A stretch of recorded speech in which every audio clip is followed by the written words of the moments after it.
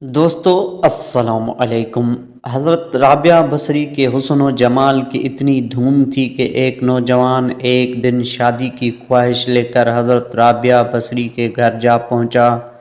ابتدا میں حضرت رابعہ بصری کے حسن و جمال کی دھوم مچی ہوئی تھی، مگر جوانی کے شب روز انہوں نے یاد الہی میں گزار دیے۔ ان کے چہرے پر پاکیزگی کا ایسا نقاب تھا کہ دیکھنے والوں کی نگاہیں خود بخود جھک جاتی تھیں۔ اسی زمانے میں ایک نوجوان نے انہیں رات کے وقت ایک قبرستان میں چاند کی طرح دمکتے دیکھا۔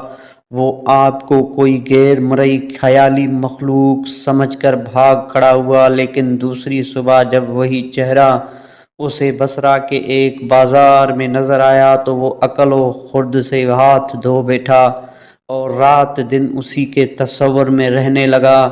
آخر دل کے ہاتھوں مجبور ہو گیا تو لوگوں سے پتہ پوچھتا ہوا حضرت رابعہ بصری رحمۃ اللہ کے گھر جا پہنچا۔ آپ کہا کرتی تھی کہ دل کے دروازے ہمیشہ کھلے رکھو، کیا معلوم محبوب کس وقت دستک دے دے، مگر گھر کے دروازے بند ہو یا کھلے ہو ان کی دانست میں برابر تھے۔ نوجوان کو خلاف توقع ان کا دروازہ کھلا ہوا ملا۔ اس نے اپنے دل کی دھڑکنوں پر بڑی مشکل سے قابو پایا۔ رات کا وقت تھا، اندر چراغ روشن تھا۔ یہ سوچ کر بے باکی سے اندر داخل ہو گیا کہ حال دل سنا دینے میں کیا حرج ہے، زیادہ سے زیادہ انکار ہی تو ہو جائے گا، واپسی کا دروازہ بہرحال کھلا ہوا ہے۔ لیکن جب وہ اندر پہنچا تو وہاں کوئی نہیں تھا، البتہ چھت سے ایسی پرسوز آواز آ رہی تھی جیسے کوئی زیر لب ہجر کا رونا رو رہا ہو۔ نوجوان تیزی سے زینے چڑھ گیا۔ حضرت رابعہ بصری عشاء کی نماز سے فارغ ہو کر ثنا خوانی کر رہی تھی۔ پروردگار عالم، ستارے روشن ہو گئے، لوگ سو گئے، بادشاہوں نے دروازے بند کر لیے، ہر محبوب اپنے محبوب سے محو و راز نیاز ہے اور میں تیرے سامنے کھڑی ہوں۔ نوجوان پر سختہ طاری ہو گیا۔ اسی ثنا میں حضرت رابعہ بصری نے پلٹ کر اسے ایسے قہر آلود نظروں سے دیکھا کہ اس کی زبان گنگ ہو گئی۔ حضرت رابعہ نے اس کے قریب آ کر پوچھا، کیا تم مجھ سے شادی کی درخواست کرنے آئے ہو؟ نوجوان نے لرزتے ہوئے ہاتھ سے اپنی زبان کی طرف اشارہ کیا کہ وہ بول نہیں سکتا۔